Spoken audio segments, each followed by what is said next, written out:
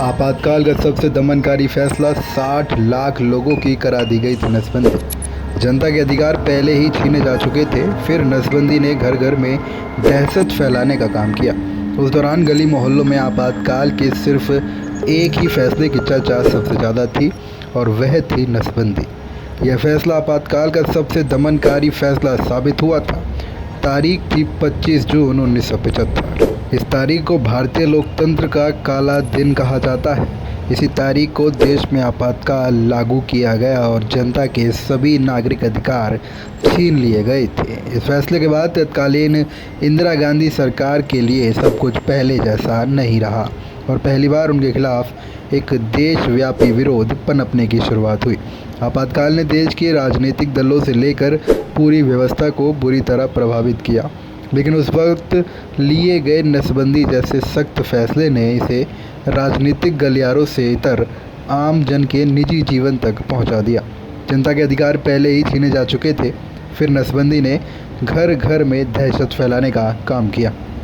उस दौरान गली मोहल्लों में आपातकाल के सिर्फ एक ही फैसले की चर्चा सबसे ज़्यादा थी और वह थी नसबंदी। यह फैसला आपातकाल का सबसे दमनकारी अभियान साबित हुआ। आपको बता दें, नसबंदी का फैसला इंदिरा गांधी सरकार ने ज़रूर लिया था, लेकिन इसे लागू कराने का जिम्मा उनके छोटे बेटे संजय गांधी को दिया गया। स्वभाव से सख्त और फैसले लेने में फायर ब्रांड कहे जाने वाले संजय गांधी के लिए यह मौका एक लॉन्च पैड की तरह था।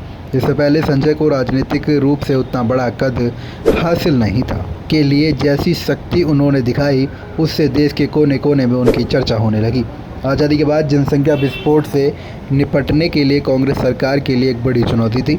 अमेरिका जैसे कई अन्य मुल्कों का मानना था कि भारत कितना भी उत्पादन क्यों न कर ले, लेकिन विशाल जनसंख्या का पेट भरना उसके बस में नहीं होगा। वैश्विक दबाव और परिवार नियोजन के अन्य फॉर्मूले फेल साबित होने पर आपातकाल ने नसबंदी को लागू कराने के लिए अनुकूल माहौल तैयार किया।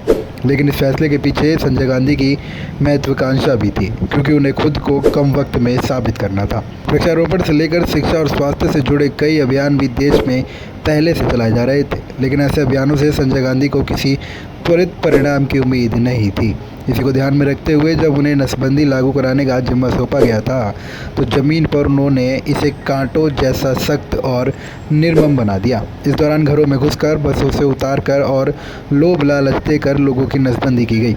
एक रिपोर्ट के मुताबिक सिर्फ एक साल के भीतर लगभग 60 लाख से ज़्यादा लोगों की नसबंदी कर दी गई।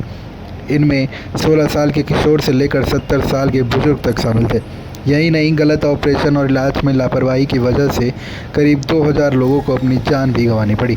संजय गांधी का ये मिशन जर्मनी में हिटलर की नसबंदी अभियान से भी ज़्यादा कड़ा था, जिसमें करीब 4 लाख लोगों की नसबंदी कर दी गई थी। आपको बता दें, संजय इस फैसले को युद्ध स्तर पर लागू कराना चाहते थे। तब सभी सरकारी महकमों को साफ आदेश था कि नसबंदी के लिए तय लक्ष्य को वह वक्त पर पूरा करें, नहीं तो तनख्वाह रोककर उनके खिलाफ कार्रवाई की जाएगी। इस काम की रिपोर्ट सीधे मुख्यमंत्री दफ्तर को भेजने तक के निर्देश दिए गए थे। साथ ही अभियान से जुड़ी हर बड़ी अपडेट पर संजय गांधी खुद नज़र गड़ाए हुए थे। ऐसी शक्ति से लेट लतीफ़ कही जाने वाली नौकरशाही के होश उड़ गए और सभी को अपनी नौकरी बचाने की पड़ी थी। आपको बता दें, किस महीने बाद जब आपातकाल खत्म हुआ तो सरकार के इसी फैसले की आलोचना सबसे ज़्यादा हुई। भाजपा के वरिष्ठ नेता और पूर्व प्रधानमंत्री वाजपेयी ने तो नसबंदी की आलोचना में कविता तक लिखी थी, आओ मर्दो ना मर्द बनो। संजय गांधी का अभियान आपातकाल का सबसे दमनकारी अभियान साबित हुआ और आज तक इस अभियान के नाम से लोग सिहर जाते हैं। आप क्या मानते हैं, क्या इमरजेंसी के नाम पर ऐसे अभियानों को चलाना ठीक था? अगर हाँ, तो अपनी राय हमारे कमेंट बॉक्स में ज़रूर दें और अगर नहीं तो भी अपनी राय व्यक्त करना ना भूलें। तब तक के लिए देखते रहिए दिल दर्शक। नमस्कार।